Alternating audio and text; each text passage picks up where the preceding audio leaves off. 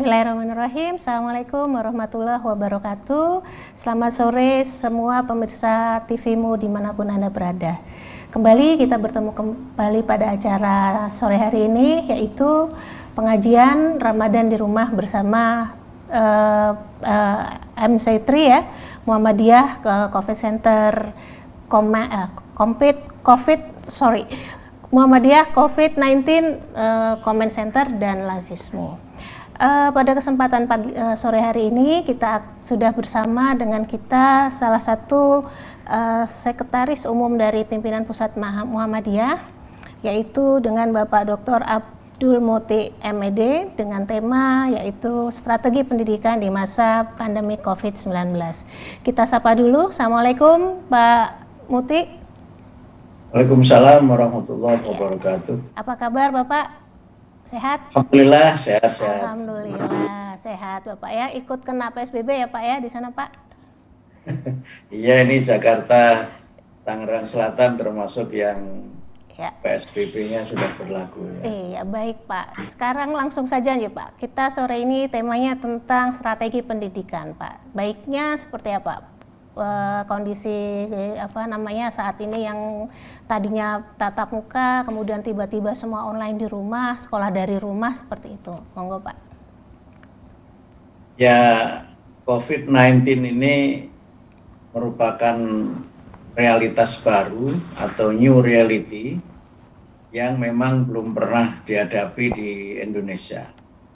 Bahkan mungkin juga tidak hanya di Indonesia, tapi di beberapa negara yang lainnya.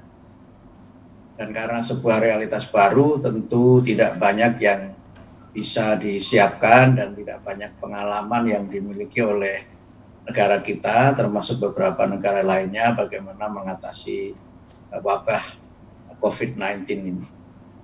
Tapi perlahan-lahan setelah Januari atau Februari dinyatakan Indonesia ini menjadi negara yang terdampak oleh COVID-19, bahkan sejak 29 Februari dinyatakan sebagai bencana non-alam, maka kita sekarang menghadapi situasi new normal, situasi yang baru tapi orang perlahan-lahan mulai menjadikannya sebagai sesuatu yang normal, karena mulai ada proses adaptasi terhadap situasi dan kondisi, termasuk adaptasi dalam kaitannya dengan pembelajaran dan semua hal yang berkaitan dengan kegiatan pendidikan.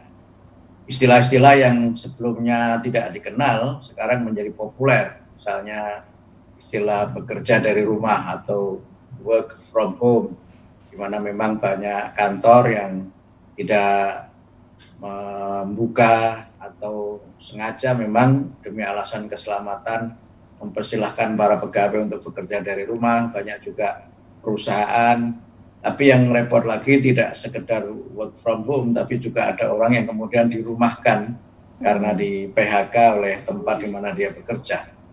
Nah, dalam konteks pendidikan tentu kita melihat ada sesuatu yang baru yang sebelumnya memang tidak pernah terbayangkan, di mana kemudian dengan surat edaran Mendikbud, ujian nasional dibatalkan, kemudian kegiatan pembelajaran semuanya diselenggarakan dari rumah, baik yang menggunakan media daring maupun yang menggunakan pendekatan lain yang dikembangkan oleh guru dengan sistem pembelajaran yang berasal dari rumah.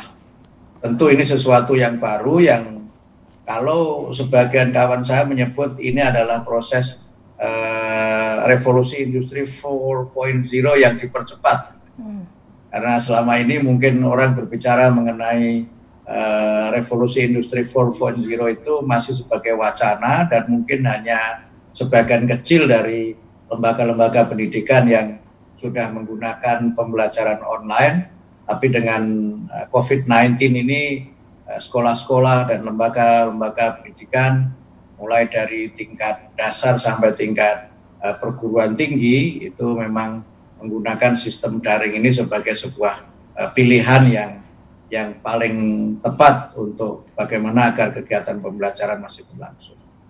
Tentu tidak semua instansi atau lembaga pendidikan sudah siap dengan dengan realitas ini, tetapi perlahan-lahan mereka mulai mengikuti dinamika yang ada, dan itu tidak hanya sekedar berkaitan dengan penyiapan infrastruktur atau sarana dan prasarana, tapi juga penyiapan sumber daya manusia.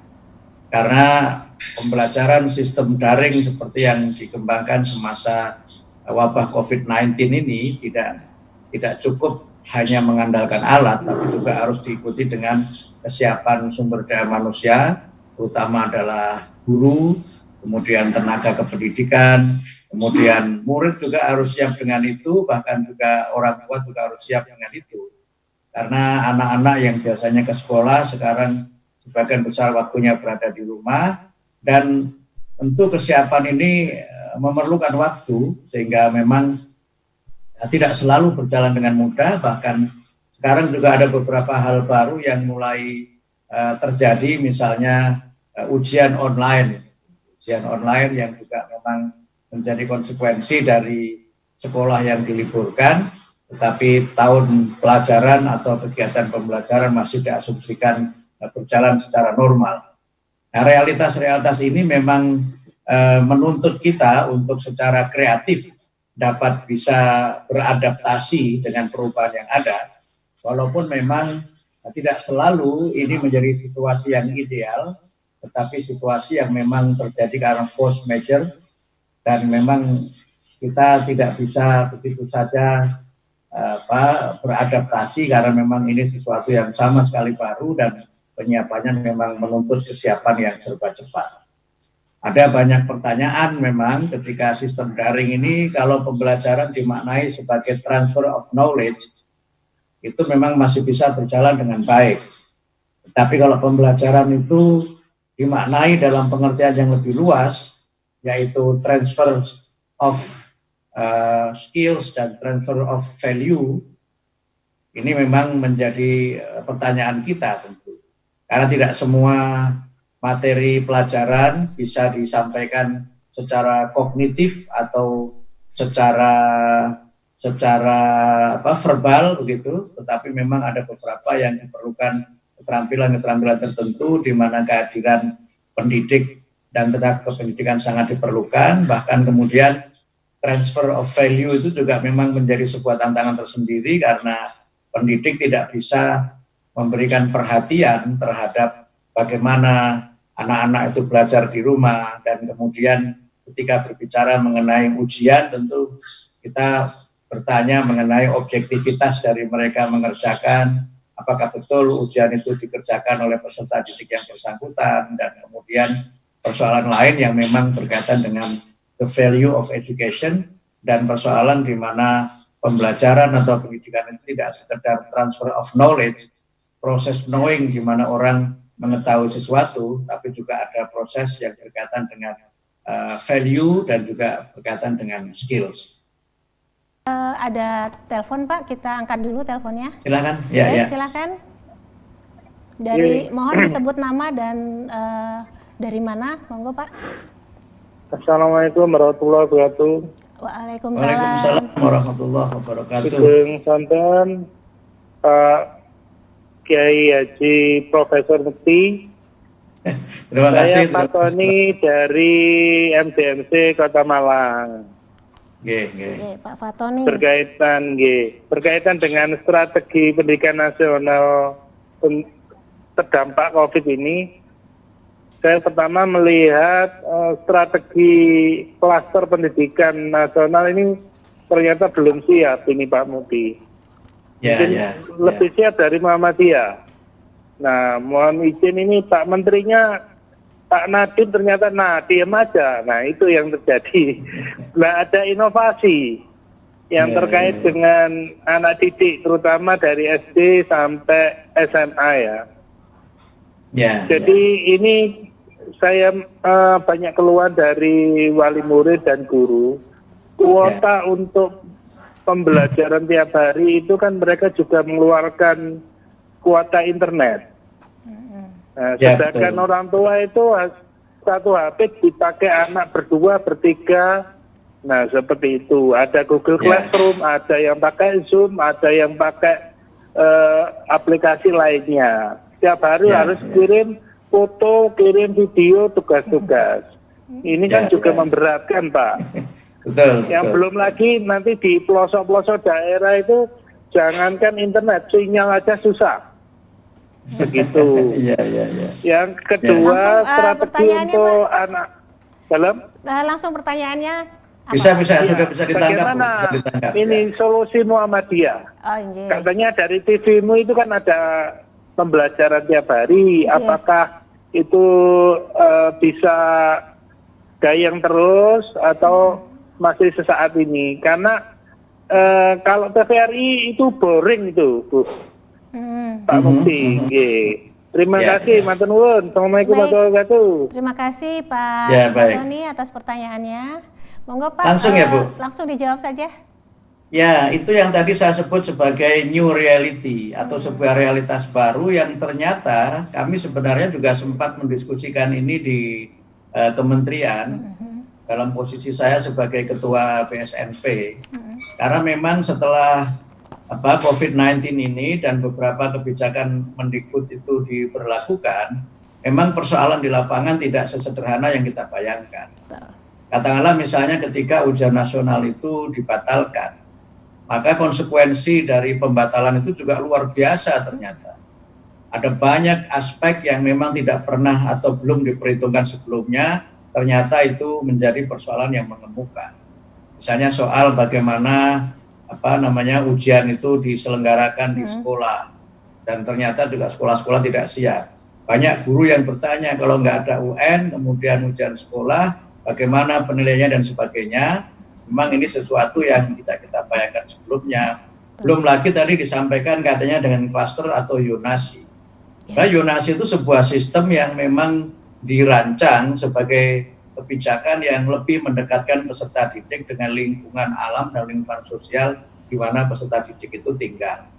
Sebagai sebuah kebijakan tentu ini sesuatu yang sangat bagus, tapi ketika Mendikbud menerbitkan Permendikbud nomor 44 tahun 2019 tentang yonasi dan kemudian dilakukan perubahan-perubahan, memang itu juga menimbulkan persoalan. Iya, betul. Misalnya ketika jalur yang berkaitan dengan penerimaan di luar domisili prosentasenya ditingkatkan, terutama jalur prestasi misalnya, itu juga menjadi persoalan ketika tidak ada panduan bagaimana menilai sebuah prestasi. Ya, Bagaimana pembobotannya dan bagaimana itu harus menjadi dasar bagi penerimaan. Karena tes tidak boleh dilakukan. Iya. Kemudian yang kedua memang ketika kemudian zonasi diberlakukan dan dasarnya penuh hanya berdasarkan ujian sekolah, maka memang harus ada regulasi-regulasi pada tingkat daerah yang berkaitan dengan bagaimana pemberlakuan penerimaan siswa baru atau penerimaan peserta didik baru dengan sistem yonasi, di mana kemudian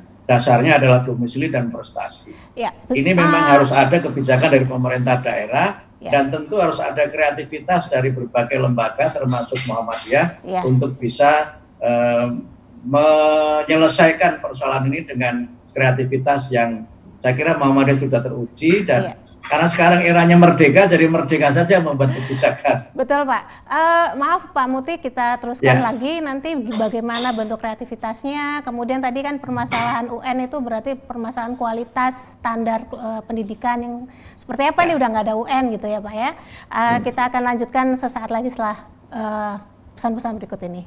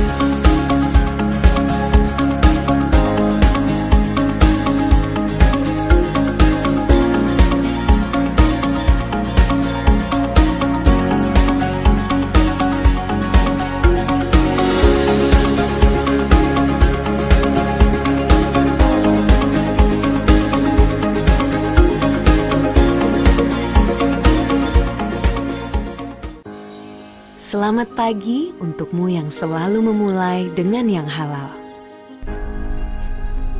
Memulai yang pertama dengan semangat.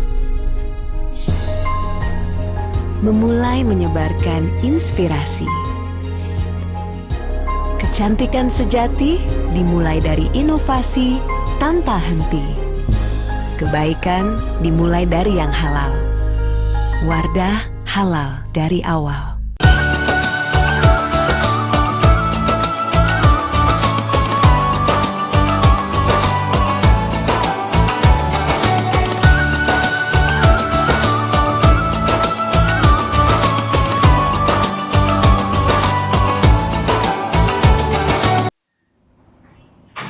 Ya, baik.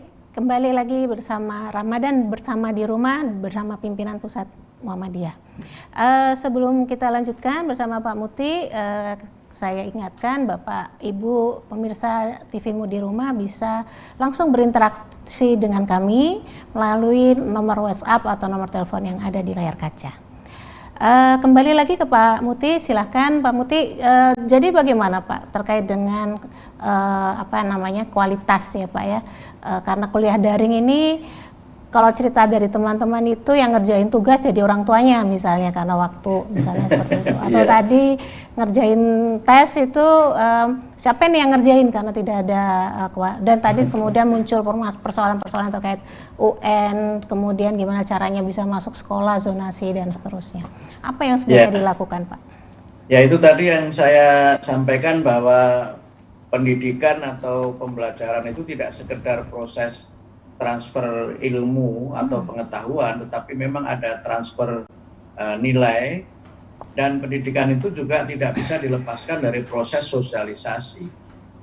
Anak-anak yang senantiasa belajar di rumah itu memang merasa jenuh, bahkan mereka merasa bahwa tugas-tugas yang semuanya monoton dari guru itu juga membuat mereka seperti overwork gitu. Overwork itu artinya terlalu banyak pekerjaan karena semua tugas menuntut mereka untuk belajar di rumah. Dan itu belum lagi tadi disebutkan soal kuota. Kemudian soal bagaimana sekali lagi suasana psikologis di rumah itu berbeda dengan di sekolah. Apalagi jika misalnya anak itu tidak bisa mendapatkan perhatian dari anggota keluarganya, dan kemudian ketika ada pertanyaan mereka tidak bisa bertanya kepada siapapun di rumah itu.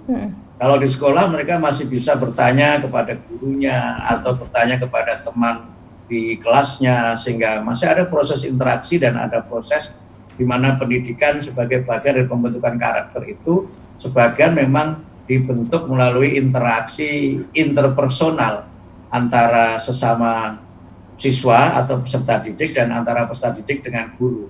Nah kalau full semuanya di rumah dan semuanya berupa PR, belum lagi jika misalnya tidak tersedia buku atau tidak tersedia misalnya materi yang bisa di-download dari berbagai sumber yang ada di internet misalnya. Memang ini menjadi tantangan tersendiri. Tetapi saya kira ada solusi misalnya dari kementerian untuk mengurangi beban penggunaan internet itu dan kuota yang mahal dengan kerjasama pembelajaran dengan TVRI. Tapi baru hari pertama, hari kedua diselenggarakan, komplain sudah masuk luar biasa, termasuk tadi sudah ada laporan bahwa itu memang kurang menyenangkan. Padahal belajar itu menjadi produktif itu kalau menyenangkan, yang disebut dengan teori fun learning atau teori mindful learning, di mana pembelajaran itu memang bisa memberikan semangat dan motivasi kalau situasinya itu menyenangkan dan situasinya memang mendukung. Nah karena itu memang menurut saya diperlukan kreativitas kita untuk menciptakan sumber-sumber belajar.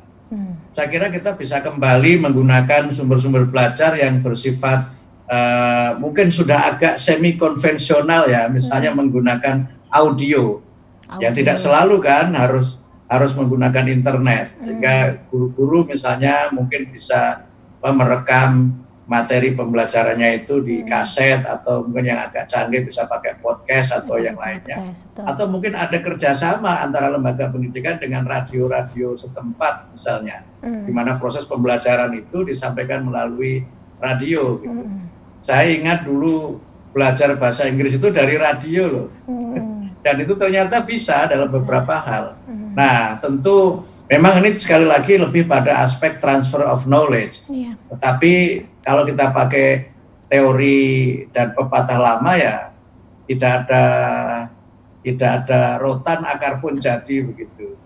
Sehingga karena itu ya maka kemudian berbagai macam cara harus kita kembangkan supaya proses pembelajaran ini bisa terus berjalan dan supaya anak-anak bisa tetap mendapatkan tambahan ilmu dari apa yang mereka pelajari di rumah. Oke, baik. Pak Muti, ini ada pertanyaan masuk lewat WhatsApp, kita baca dulu, Jeh. Ya, silakan. Dari Anita Isa di Banguntapan, Bantul. Pak Muti, mengapa mendidik dan menasehati generasi baby boomers dalam masalah menunda terlebih dahulu ibadah di masjid saat Ramadan ini lebih sulit daripada Gen X dan milenial? Seperti apa sebenarnya penjelasan konsep religiusitas yang dipahami baby boomers ini dan bagaimana tips menasehatinya? Terima kasih. Waduh, menasehati baby boomers itu beda Pak dengan generasi X dan seterusnya. Bagaimana ini Pak? Ya betul, saya kira yang dialami oleh Ibu Anita tadi juga dialami oleh banyak orang tua gitu. Jangan-jangan juga termasuk saya juga. Tetapi begini, memang ada menarik itu sebuah buku judulnya iGen, itu maksudnya E-Generation. Yang di dalam buku itu disebutkan bahwa memang anak-anak sekarang ini secara keagamaan itu lebih loose atau lebih longgar. Bahkan ada gejala di mana memang mereka itu tidak terlalu attach, bahkan tidak terlalu hero dengan agama. Saya katakan tidak terlalu attach karena bagi mereka agama itu bukan lagi sesuatu yang penting. Dan ketika mereka itu mengamalkan ajaran agama, mungkin sebagainya lebih karena mereka itu mengikuti orang tuanya, mengikuti gurunya, daripada dia memang betul-betul memerlukan agama itu dalam kehidupannya. Tapi saya kira itu ada banyak faktor ya. Faktor pertama tentu, mohon maaf, memang ini teori ini ada yang setuju, ada yang tidak. Kadang-kadang orang itu perlu agama ketika orang itu sedang berduka. Atau ketika orang itu dalam kecemasan.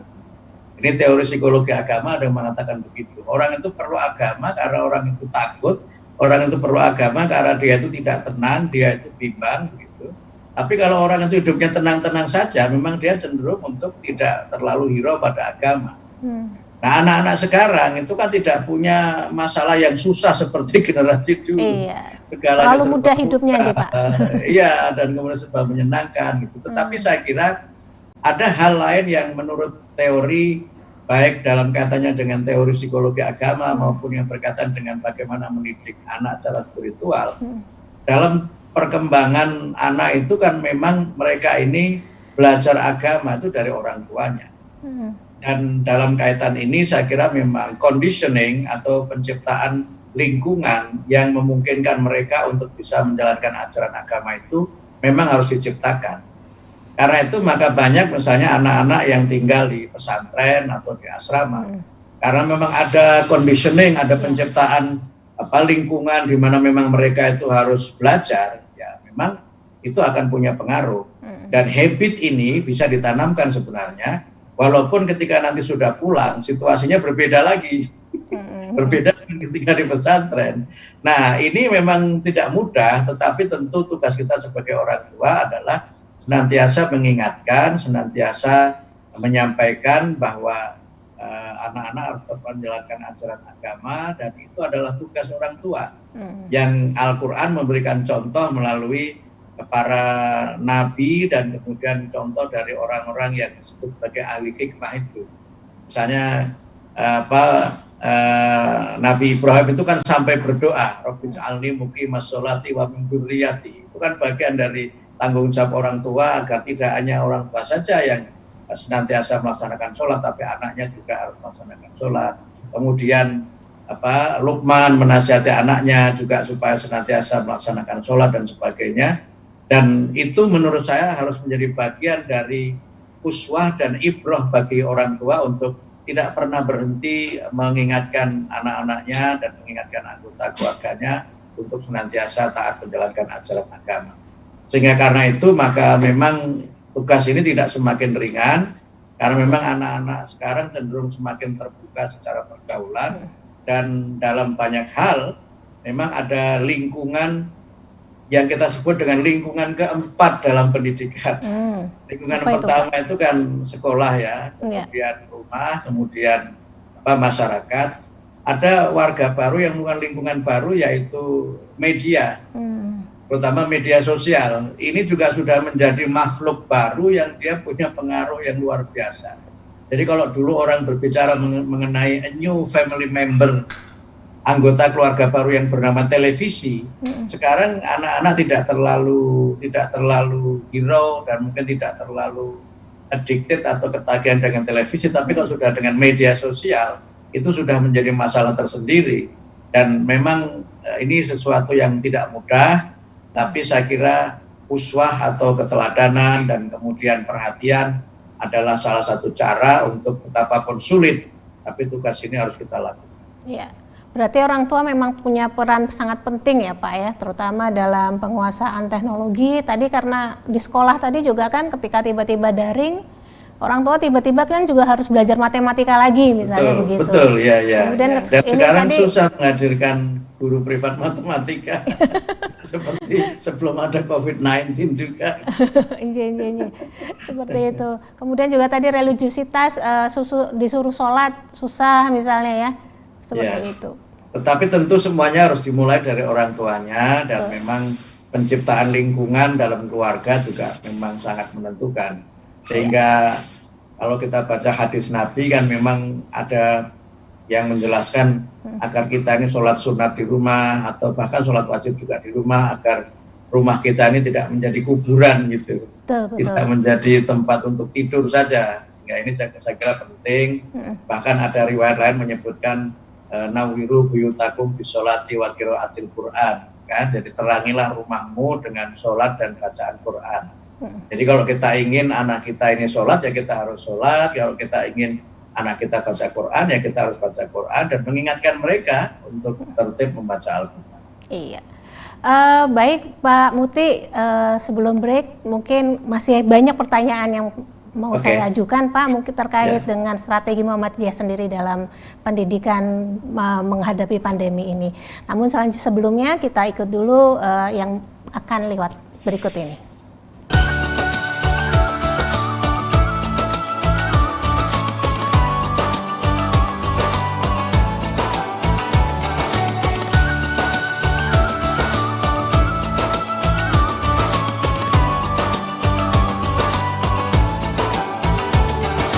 Batik Nasional Muhammadiyah sudah menjadi kebanggaan bagi setiap warga Muhammadiyah. Bahkan, pimpinan pusat Muhammadiyah secara resmi menggunakan batik nasional untuk pertemuan nasional maupun internasional.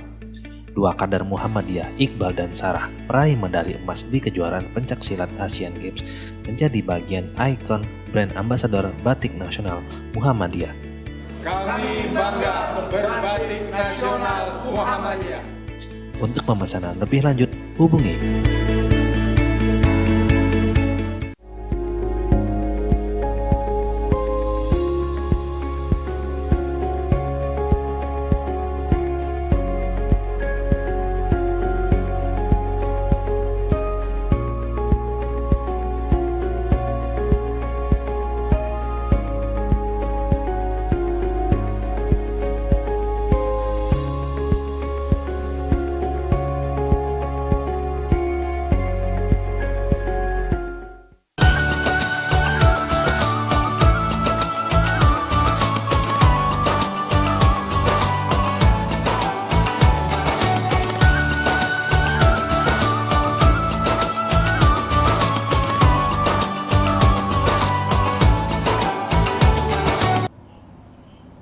Ya, baik. Kembali lagi pada Ramadan di Rumah bersama pimpinan pusat Muhammadiyah. Pada kesempatan hari ini kita bicara tentang strategi pendidikan di masa pandemi COVID-19. Pak Muti, ada telepon masuk Pak, kita jawab dulu. Monggo, dengan siapa, di mana? Halo, Assalamualaikum. Halo. Assalamualaikum. Waalaikumsalam. Ya. Warahmatullahi wabarakatuh. Ya, dari mana Pak? Nama dan dari asalnya? Dari Pak Gus, Jakarta. Oh iya, Pak Agus, Jakarta. Monggo Pak, silakan. Pak Gus. Pak Kus. Pak Kus. Terima kasih. Monggo Pak. Silakan Pak Kus, pertanyaannya. Assalamualaikum, Al-Mukarram. Waalaikumsalam warahmatullahi Pak Gus. Sehat Pak Gus? Mohon tanya, bagaimana mempersiapkan anak didik yang mampu menghadapi perubahan-perubahan begitu cepat ke depan? Terima kasih. Waalaikumsalam warahmatullahi wabarakatuh. Iya, terima kasih Pak Gus. Monggo Pak Muti, ini udah mulai beban banyak ini Pak. Efek pandemi, apalagi kalau pandeminya sudah hilang mungkin tambah bebannya. Monggo Pak. Saya kira ada formula atau nasihat yang disampaikan oleh, kalau tidak salah, Ali bin Abi Thalib atau Umar bin Khattab ya, yang menyampaikan alimu auladakum fa innahum makhluquna fi ghairi zamanikum. Jadi didiklah anakmu karena mereka itu adalah manusia yang hidup di zaman yang berbeda dengan zaman kamu. Saya kira ini menjadi bagian penting bahwa pendidikan itu memang harus berorientasi ke masa depan. Kalau tadi dikaitkan dengan pertanyaan bagaimana mempersiapkan itu, maka menurut saya paling tidak ada 4 yang perlu dipersiapkan untuk anak-anak kita ini. Yang pertama adalah bekal yang berkaitan dengan kekuatan iman.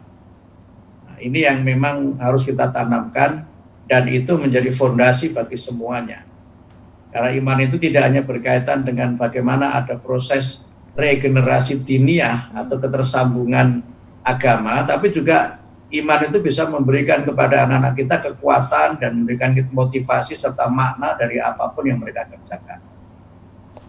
Kemudian yang kedua adalah memberikan kepada mereka keterampilan. Nah, keterampilan itu berkaitan dengan keterampilan-keterampilan yang berkaitan dengan kecakapan hidup atau life skill. Nah, itu yang kita temukan di dalam riwayat, misalnya alimu auladakum as-sibahah war-rimayah itu. Jadi ajarilah anakmu itu berenang dan memanah. Itu adalah formula yang memberikan contoh bagaimana anak-anak itu harus punya skill untuk mereka itu bisa hidup. Kita menyebutnya dengan life skill itu.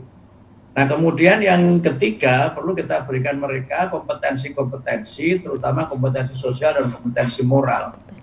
Banyak hal yang berkaitan dengan keberhasilan seseorang dalam karir maupun dalam kehidupan mereka ditentukan oleh kemampuan mereka di dalam membangun relasi sosial.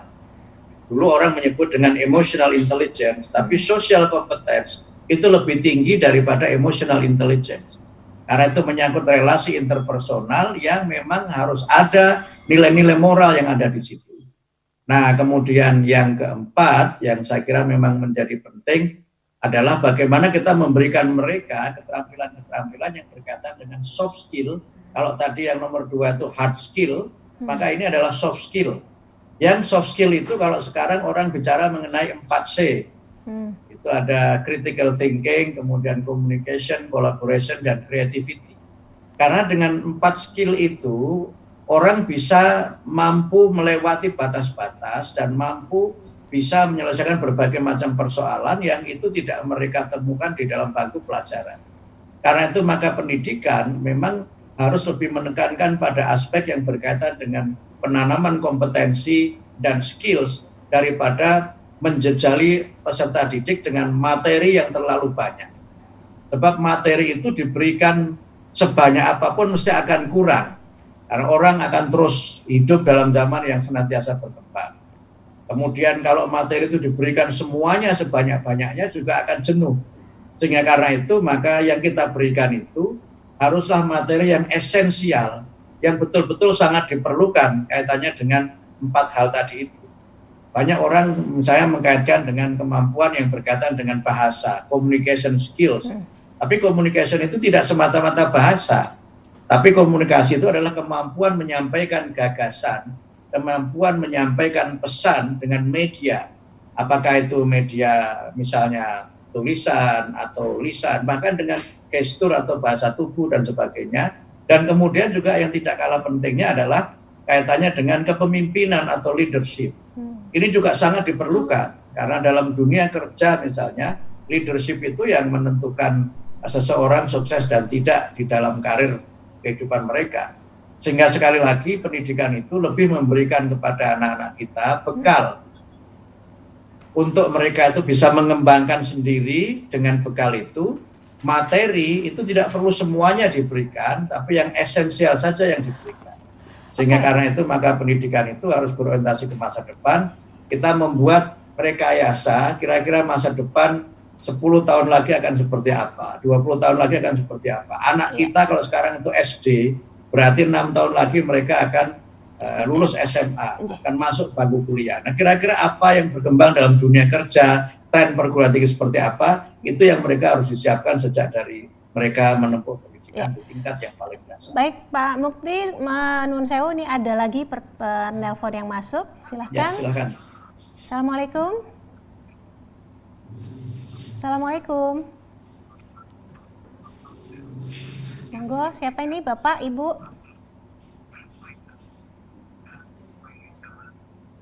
Assalamualaikum.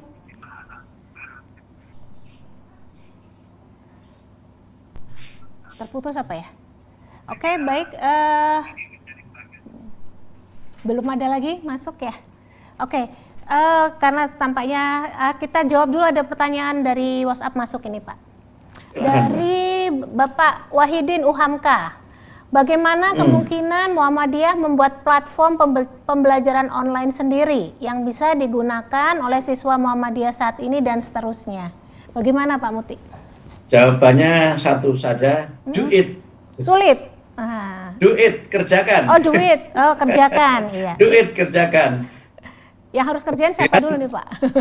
Ya, kalau menurut saya kalau ada gagasan, udah kerjakan saja, sempurnakan sambil jalan. Oh, kalau kita terlalu banyak perencanaan, rapatnya terlalu sering, kita ketinggalan kereta. Betul. Sehingga menurut saya sejak awal Muhammadiyah itu kan memiliki prinsip fastabiqul khairat, berlomba untuk menjadi yang terbaik, berlomba menjadi yang terdepan, dan itulah yang menjadi trademark Muhammadiyah. Gerakan yang sejak awal sangat lekat dengan pendidikan, bahkan tidak sekedar kita ini menjadi provider pendidikan atau penyedia layanan pendidikan, tapi juga menjadi pionir pendidikan. Betul. Pionir itu tidak sekedar memulai suatu pendidikan di berbagai jenjang, tetapi juga selalu memulai dengan inovasi-inovasi yang baru, dan itu yang memang harus kemudian kita lakukan bersama-sama. Jangan menunggu, saatnya memulai, ada ide, do it, kerjakan. Ya, sip. Baik Pak, ada pertanyaan WhatsApp lagi yang masuk, kita lihat. Dari Pak Adi Hamid Fuadi Kebumen, mau bertanya apa pesan Pak Mukti untuk para pimpinan Aum Pendidikan dan untuk para guru di saat pandemi COVID-19 ini? Yang pertama, guru tidak boleh stres. Itu dia. Pimpinan pendidikan tidak boleh stres. Walaupun saya tahu persis bagaimana ketegangan dan bagaimana beban yang dihadapi oleh para guru dan pimpinan di lembaga-lembaga pendidikan Muhammadiyah. Tapi tentu kita sebagai kaum beriman dan juga sebagai insan-insan yang berada di organisasi yang berkemajuan, tentu kita tidak boleh menyerah kepada keadaan. Sehingga pada kaitan ini, marilah kita mengembangkan sebuah teori yang dulu saya senantiasa mempelajari ini, namanya teori ideal problem solving. Ideal problem solving itu dimulai dari yang pertama itu I ya, I itu kan artinya identification of problem. Jadi masalahnya itu apa saja yang sekarang kita hadapi. Kemudian yang kedua itu definition of problem. Kalau ada banyak sekali masalah, kita batasi. Gitu. Masalah itu apa yang kemudian mau kita pilih untuk kita selesaikan. Kemudian yang ketiga itu E kan, E itu exploration of some possible solution. Kita coba eksplorasi solusinya itu akan seperti apa. Nah, kemudian yang keempat itu A, actualization. Yang ketika sudah ketemu berbagai macam formula itu, maka kita coba aktualisasikan gitu. Nah, kemudian yang kelima L itu look back. Maksudnya look back itu apa? Balik lagi ke depan tadi itu. Ketika sudah dilakukan semuanya, sudah dilaksanakan, kemudian kita lihat hasilnya bagaimana, balik lagi. Nah, saya kira kita harus menjadi orang yang ideal atau bahasa kita ideal itu, sehingga ada masalah pasti, tetapi kalau kita sadar bahwa itu ada masalah, itulah pertanda kita akan bisa menyelesaikan masalah. Problemnya adalah seringkali orang itu tidak sadar bahwa itu ada masalah, dan yang repot lagi adalah membiarkan masalah tanpa merasa ada masalah. Ini yang repot menurut saya. Betul. Jadi kalau kita sadar ada masalah, itu pertanda kita akan mampu menyelesaikan masalah. Jadi itu ya Pak. Baik, sebelum kita lanjutkan lagi kepada pertanyaan dan penelpon dan uraian dari Pak Muti, kita ikuti pesan-pesan berikut ini.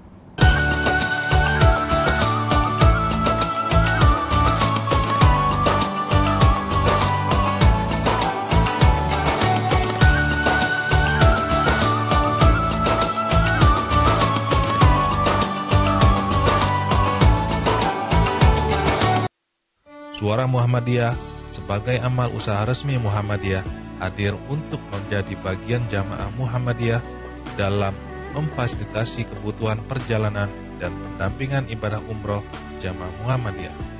SM Tour and Travel hadir dengan 2 program utama, program umroh dan haji khusus, program perjalanan untuk domestik dan internasional. Mari bergabung bersama SM Tour and Travel untuk menikmati ibadah umroh Anda lebih khusyuk dan nyaman. Selamat pagi untukmu yang selalu memulai dengan yang halal. Memulai yang pertama dengan semangat. Memulai menyebarkan inspirasi. Kecantikan sejati dimulai dari inovasi tanpa henti. Kebaikan dimulai dari yang halal. Wardah halal dari awal.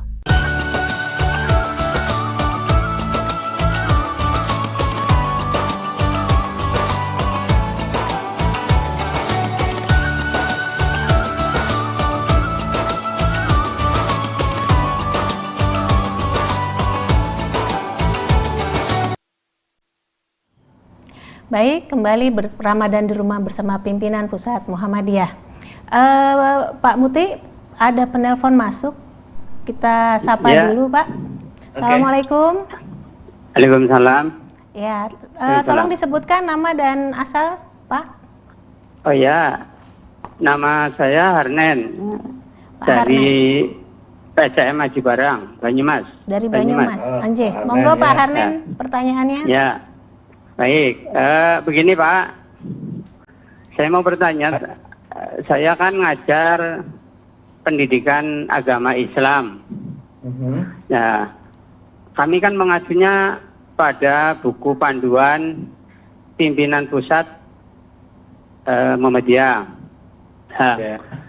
Sehingga apa tidak sebaiknya dari pusat itu menyelenggarakan semacam kayak ini loh, kayak apa ya, program untuk pembelajaran ya, yang intinya pembelajaran itu tidak memberatkan siswa dalam hal kaitannya dengan misalkan tadi kuota ataupun apa begitu Pak, dari Muhammadiyah sendiri itu. Terima kasih. Baik, terima kasih Pak Harnen. Monggo Pak Muti. Kalau tidak salah sudah ada kerjasama TV-mu ya dengan Majelis Dikdasmen. Di program namanya WIB itu, Waktu Indonesia Belajar. Ini baru memang program terobosan yang diselenggarakan oleh PP Majelis Dikdasmen dengan TV-mu setelah ada wabah COVID-19 ini. Sehingga model-model ini saya kira bisa direplikasi, nanti bisa diperluas lagi, dan TV Muhammadiyah saya kira bisa menjadi mitra yang baik untuk menjawab apa yang disampaikan oleh Pak Armen dari Haji Barang tadi. Oke, baik. Selanjutnya Pak, pertanyaannya tadi kalau seperti kita menunggu pertanyaan lain sebelum ada. Oh, ada pertanyaan masuk dari WhatsApp Pak. Dari Bapak Sumadi PDM Bangka Selatan. Pertanyaannya, bagaimana solusinya untuk pembelajaran pada saat COVID-19 pada daerah yang tidak susah, yang susah sinyal mungkin ya, sehingga tidak memungkinkan daring. Ini bagaimana Pak? Memang tadi saya sampaikan di depan bahwa daring itu tidak selalu menjadi satu-satunya metode pembelajaran jarak jauh. Pembelajaran jarak jauh itu kan strateginya ada banyak ya, misalnya dengan modul misalnya. Guru bisa membuat modul untuk murid-muridnya, kemudian disampaikan, misalnya katakanlah misalnya seminggu sekali dan sebagainya. Karena walaupun dalam situasi social distancing itu kan tidak berarti tidak boleh keluar sama sekali. Masih ada ruang untuk hal yang sangat penting bisa dilakukan dalam pertemuan secara face to face dan mengikuti protokol kesehatan tentu saja. Sehingga memang tidak semuanya bisa dengan daring, karena memang tadi saya sebutkan di depan ada keterbatasan teknologi, sehingga pembelajaran jarak jauh itu bisa selain tadi saya sebutkan dengan modul, juga misalnya dengan kaset-kaset begitu atau CD gitu atau bahan-bahan lain yang bisa mereka pelajari sendiri tanpa harus bergantung pada teknologi, terutama yang harus mengunduh dari internet. Memang ini membutuhkan kerja keras dan mungkin ada tambahan biaya karena ada penggandaan modul gitu, tetapi mungkin kalau dikoordinasikan dan dikomunikasikan dengan pemerintah setempat, mungkin penggandaan materi-materi pelajaran itu bisa diambilkan dari dana BOS misalnya.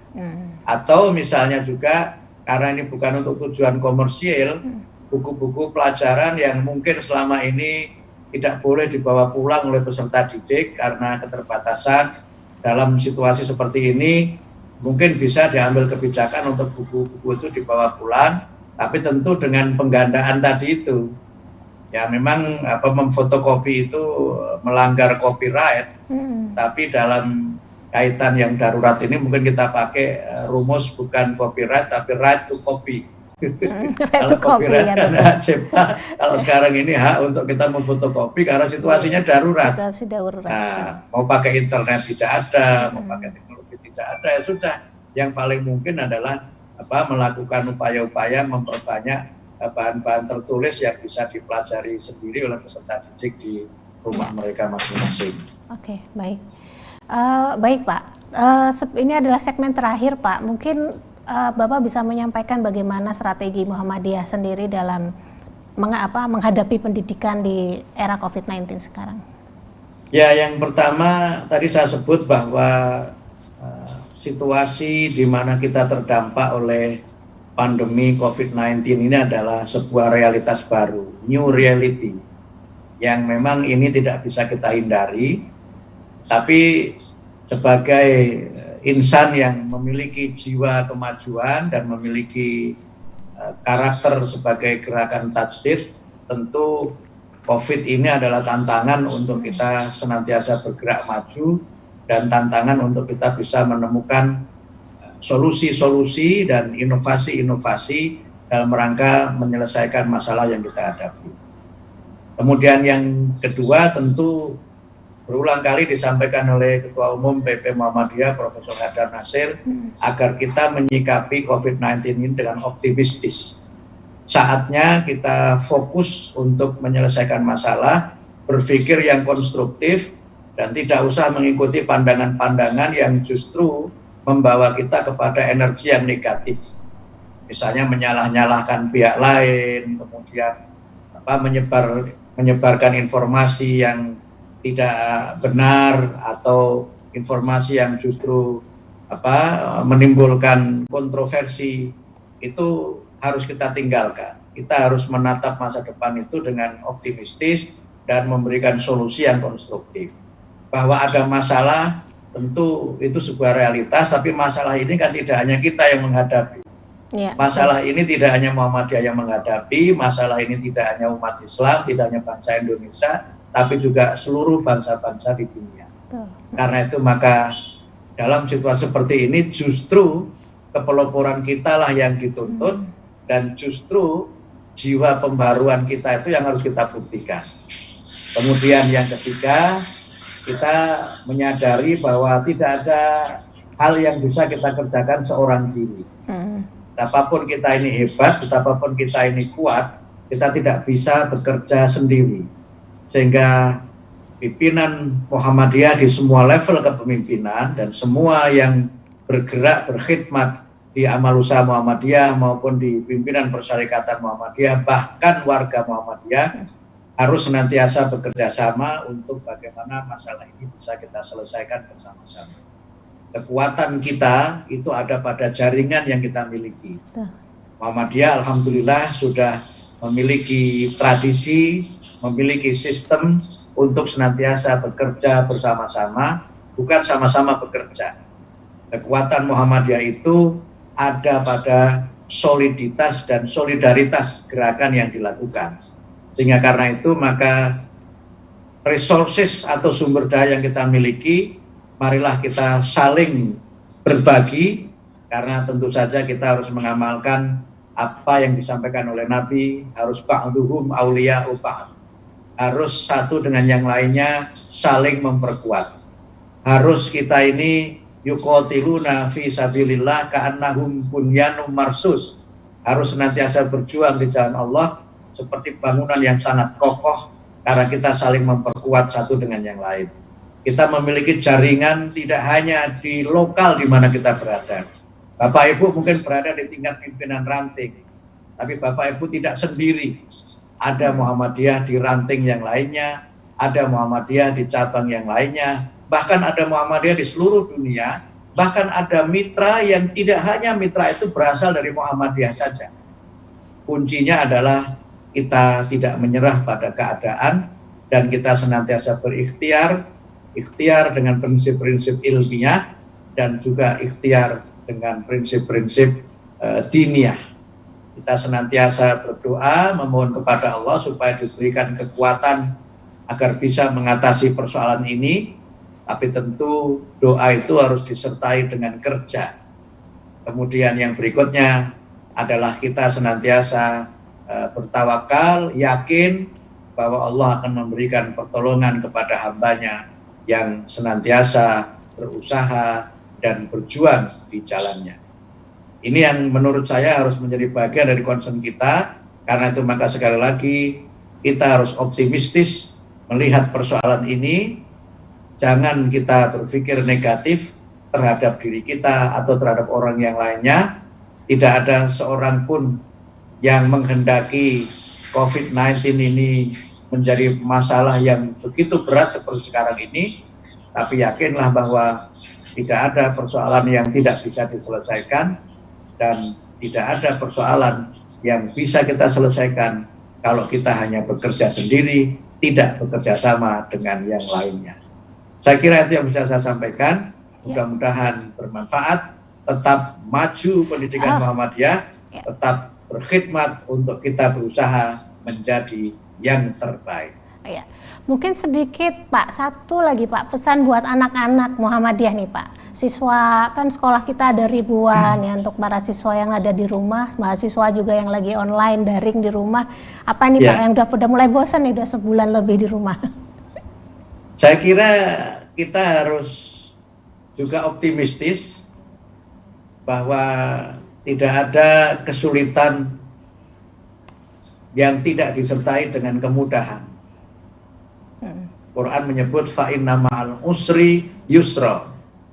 Maka sesungguhnya di balik kesulitan itu ada kemudahan. Kalau kita menggunakan pendekatan bahasa, al-usr itu disebutkan dalam bentuk ma'rifat yang artinya definite. Jadi masalah itu sesungguhnya terbatas, tidak banyak. Tapi yusra, kemudahan itu bentuknya nakirah, yang itu indefinite. Maknanya adalah bahwa kita ini harus pandai mencari solusi, harus move on, kalau anak muda sekarang bilang, harus move on, dan harus mampu mencari suasana yang berbeda. Suasana yang berbeda itu bisa kita lakukan dengan variasi kegiatan dan mencoba sesuatu yang baru. Karena itu tetap optimis, jangan putus asa, karena di balik kesulitan itu ada kemudahan, dan di balik kesulitan ini kita akan menikmati buah perjuangan kita pada masa-masa yang akan datang. Ya, baik. Terima kasih sekali Pak Muti atas kebersamaannya sore hari ini. Kalau boleh Terima sedikit, kasih. Kalau boleh sedikit saya simpulkan bahwa kondisi COVID-19 saat ini memang tidak terhindarkan, Pak, sehingga memang kita harus sama-sama kompak dalam menghadapi, karena insya Allah solusi itu di luar masih banyak. Yang tadi Bapak sampaikan di akhir bahwa permasalahan itu sebenarnya terbatas, dan kemudian solusinya sebenarnya banyak, dan ini saatnya kita mencari solusi bersama-sama. Baik, terima kasih sekali saya ucapkan sekali lagi atas rawuhnya waktunya Pak Muti pada sore hari ini. Terima kasih. Mudah-mudahan lancar puasa dan selalu sehat ya Pak Muti. Amin, semuanya senantiasa sehat. Dan saya dari studio TV-mu di Yogyakarta mengucapkan banyak sekali terima kasih kepada MCCC dan Lazismu atas supportnya dalam acara pada sore hari ini. Terima kasih saya ucapkan. Assalamualaikum warahmatullahi wabarakatuh.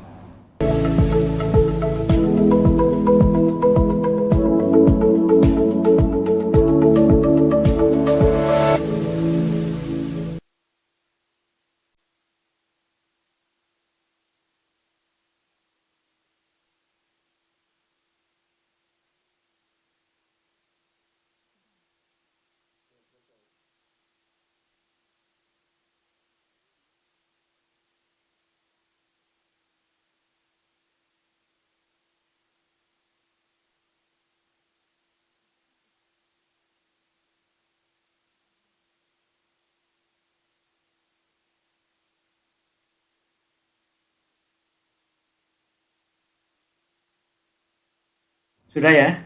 Udah Pak Muti, terima kasih. Oke. Terima kasih ya. Matur nuwun sangat, selamat